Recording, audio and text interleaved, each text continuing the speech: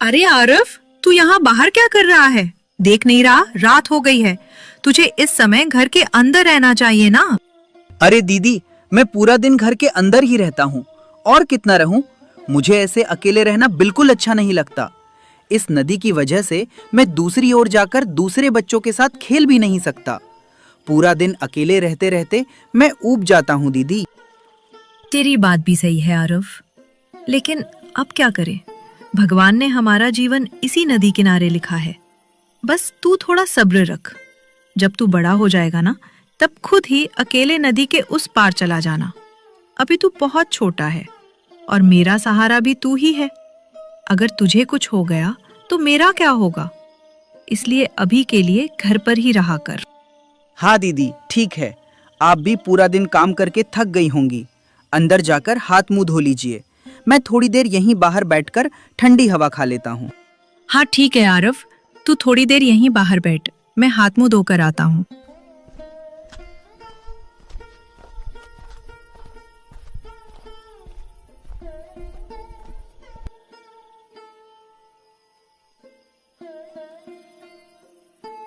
पता नहीं मैं कब बड़ा होऊंगा ताकि नदी के उस पार भी जा सकूं।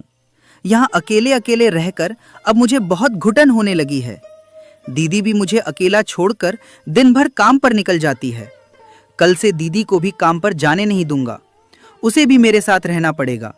अकेले यहाँ रहकर कैसा लगता है, उसे भी तो पता चलना चाहिए। अरे आरफ, और कितनी देर बाहर बैठा रहेगा? चल अब घर के अंदर आ जा, मैं हम दोनों के लिए चाय बनाता हूँ। अरे दीदी, रुकिए ना। घर के अंदर ऐसा क्या है जो आप मुझे बार बार बुला रही हैं? यहाँ बैठकर मुझे अच्छा लग रहा है। मुझे थोड़ी देर और यहीं बैठने दीजिए।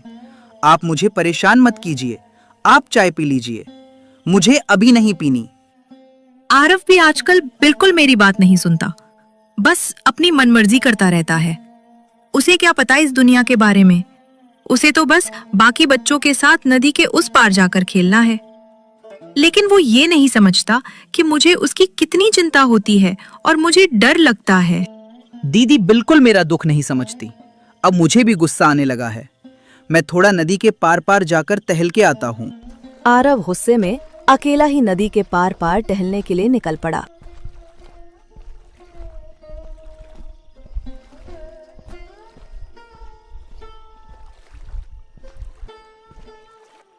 कुछ देर बाद आरोही आरव को बुलाने के लिए बाहर आती है, लेकिन बरामदे में उसे आरव कहीं दिखाई नहीं देता। ये देखकर आरोही काफी चिंतित हो जाती है। आरव तो यहीं बैठा था, आखिर कहाँ चला गया? ये लड़का भी आजकल बिल्कुल अपनी दीदी की बात नहीं सुनता। मैं दिन भर काम करके थकी हुई घर आती हूँ, लेकिन इसे मेरी जरा भी चिंता नहीं होती। पता नहीं आरव कब अपने घर और अपनी दीदी की भावनाओं को समझेगा। ऐसे ही चिंतित होकर आरोही आरव को ढूंढते हुए नदी के पार पार आगे बढ़ने लगी।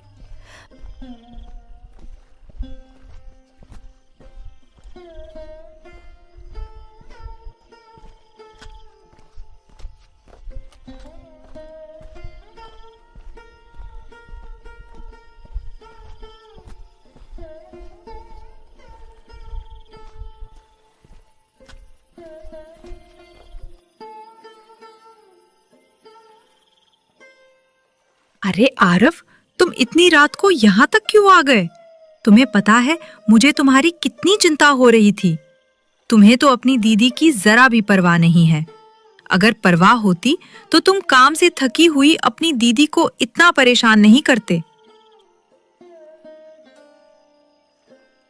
अरे दीदी, मैंने आपको क्या परेशान कर दिया? परेशान तो मैं अपने जीवन से हूँ। ना कहीं खेलने जा पाता हूँ, ना किसी से खुलकर बात कर पाता हूँ। आप बस अपनी ही चिंता करती हैं, मेरे बारे में नहीं सोचती।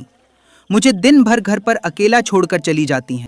अपने छोटे भाई की ऐसी बातें सुनकर आरोही बहुत दुखी हो जाती है, क्योंकि वो दिन रात सिर्फ अपने भाई के लिए ही मेहनत करती है। लेकिन आरव अभी छोटा है, इसलिए उसमें इतनी समझ नहीं है कि वो अपनी दीदी की भावनाओं और मेहनत को समझ सके। आरव, छोड़ो ना ये सब बातें, अब घर चलो, बहुत रात हो चुकी है। तुम्हें भूख भी लगी होगी। घर जाकर मैं खाना बनाऊंगी, फिर हम दोनों साथ बैठकर खाना खाएंगे। अब अपना गुस्सा भी शांत कर दो। और अपनी दीदी के साथ घर चलो। अपनी दीदी की ऐसी बातें सुनने के बाद आरव ने कुछ भी नहीं कहा और चुपचाप वहां से अपने घर की ओर अकेला चल पड़ा।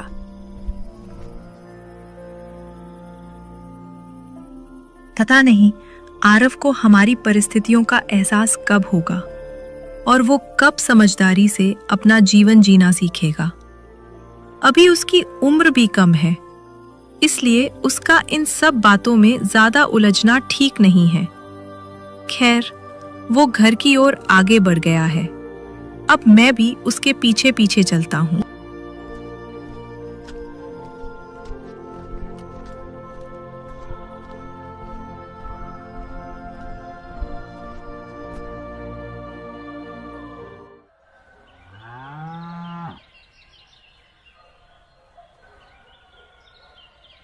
ऐसे ही कुछ साल बीत